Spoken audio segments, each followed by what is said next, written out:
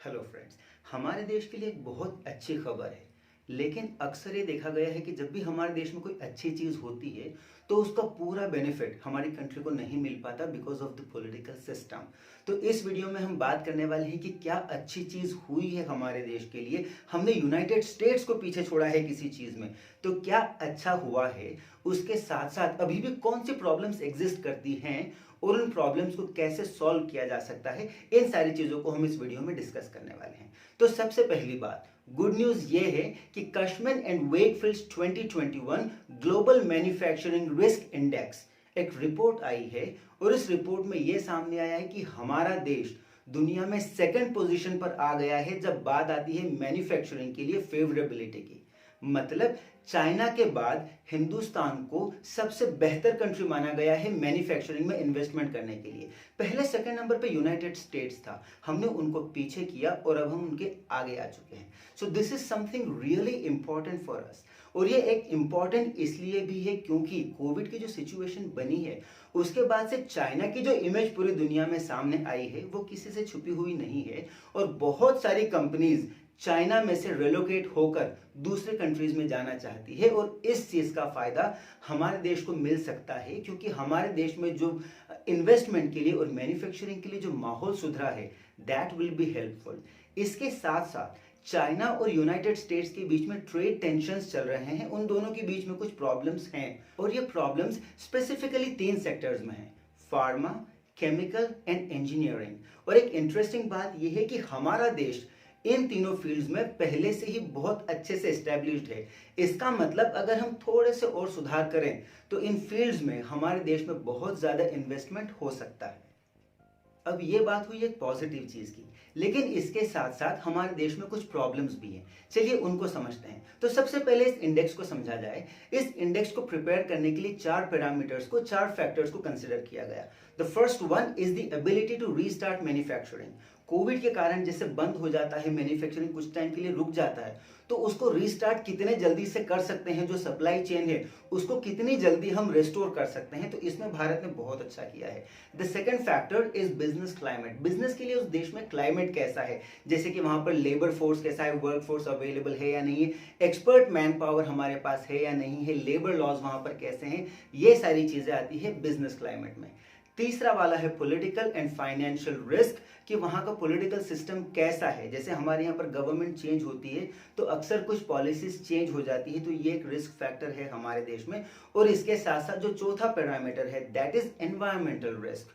इन factors में से जो हमारे देश के लिए सबसे बड़ी प्रॉब्लम है वो बिजनेस क्लाइमेट में आती है, जो कि पॉलिटिकल सिस्टम से भी रिलेटेड है। And the factor is labour laws. Friends, हमारे देश में लगभग 150 ऐसे लेबर लॉज हैं जो आउटडेटेड हैं, जो दुनिया की किसी बड़ी इकोनॉमी में आज एग्जिस्ट नहीं करते हैं।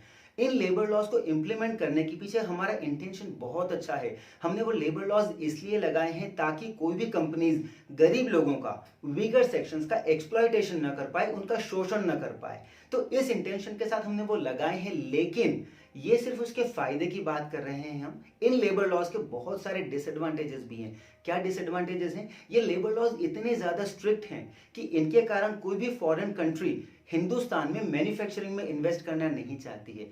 इनफैक्ट इंडियन कंपनीज भी हमारे देश में मैन्युफैक्चरिंग में इन्वेस्ट नहीं करना चाहती है। अब आप खुद सोचिए, मैन्युफैक्चरिंग में अगर इन्वेस्ट कर ही नहीं रहे हैं तो क्या होगा? लोगों को जॉब मिलने वाली है ही नहीं।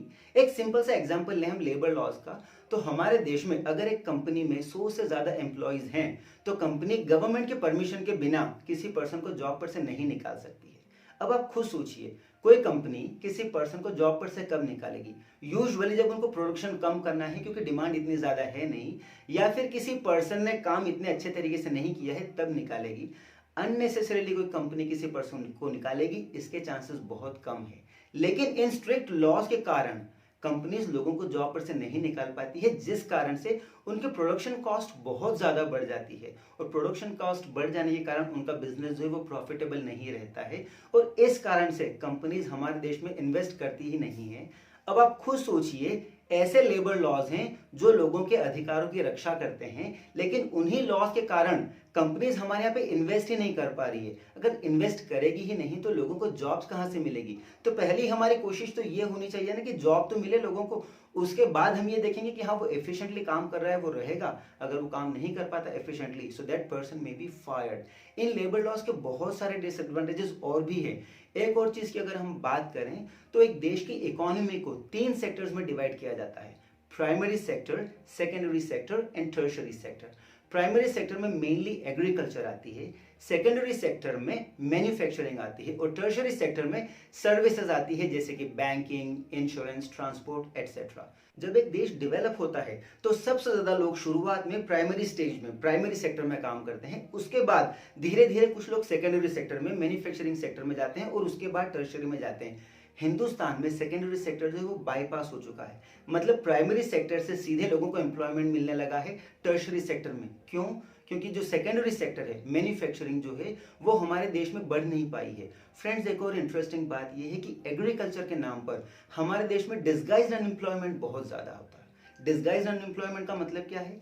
खेती में ज्यादातर काम आजकल मशीनों के कारण होता है, जिस कारण एक परिवार में जो सारे लोग हैं वो खेतों में काम नहीं करते हैं, लेकिन क्योंकि वो कभी कभी खेत पर जाते हैं तो उनको ऐसा लगता है कि दे आर एम्प्लॉयड। एक्चुअली वो एम्प्लॉयड नहीं है क्योंकि उनका काम प्रोडक्टिव नहीं है, उनके बिना भी प्रोडक्शन उतना ही होगा खेतों में। So this kind of unemployment actually दिखता नहीं है, इसे हम कहते हैं कि डिस्गाइज्ड अनएम्प्लॉयमेंट। तो ये जो लेबर लॉज हैं, इंडस्ट्रीज जो है वो डेवलप नहीं कर पा रही है, इन कारण से हमारे यहाँ पर जो अनएम्प्लॉयमेंट है उसकी प्रॉब्लम बहुत ज्यादा बढ़ रही है। न सिर्फ इंडस्ट्रीज का हमारे देश में आना, बल्कि अगर आप एग्जाम्पल ले तो यूपी, बिहार और कुछ दूसरे स्टेट्स में कुछ इंडस्ट्रियल टाउन्स ऐसे हैं जहां पर धीरे धीरे इंडस्ट्रीज ठप हो चुकी है। The best example is Kanpur. Kanpur को एक टाइम पे मैनचेस्टर ऑफ द ईस्ट कहा जाता था, it was famous for the textile industry, लेकिन आजकल ज्यादातर इंडस्ट्रीज उनमें से बंद हो चुकी है, खंडहर हो चुकी है। क्यों? क्योंकि इस तरह के माहौल में बिजनेसेस को फ्लरिश करना पॉसिबल नहीं था। अब अगर हम बात करें सोल्यूशन की, तो सोल्यूशन एक ही है कि इन लेबर लॉज को हमारे यहाँ से हटाया जाए, तभी हमारे यहाँ पर इंडस्ट्रीज ग्रो कर पाएगी। लेकिन इन लेबर लॉज को हटाने में एक बहुत बड़ी प्रॉब्लम आ जाती है, that is the political system. अगर हम इन लेबर लॉज को हटाएंगे तो दो तरह की ग्रुप जो है लोगों के वो इस चीज को अपोज करेंगे। एक तो जो ऑपोजिशन पार्टी है, कोई भी ऑपोजिशन पार्टी होगी, कांग्रेस होगी ऑपोजिशन में तो वो अपोज करेगी, बीजेपी होगी तो वो अपोज करेगी। क्यों? क्योंकि जो वीकर सेक्शंस का जो लोगों का एक ग्रुप है, it forms a vote bank. तो लोग ये नहीं समझ पाते हैं, बस जो गरीब लोग भी हैं, जो वीकर सेक्शंस है, उनको ये समझ में नहीं आता है कि एक्चुअली इन लॉज को हटाया जाएगा तो हमारे यहाँ पर एम्प्लॉयमेंट बढ़ेगा।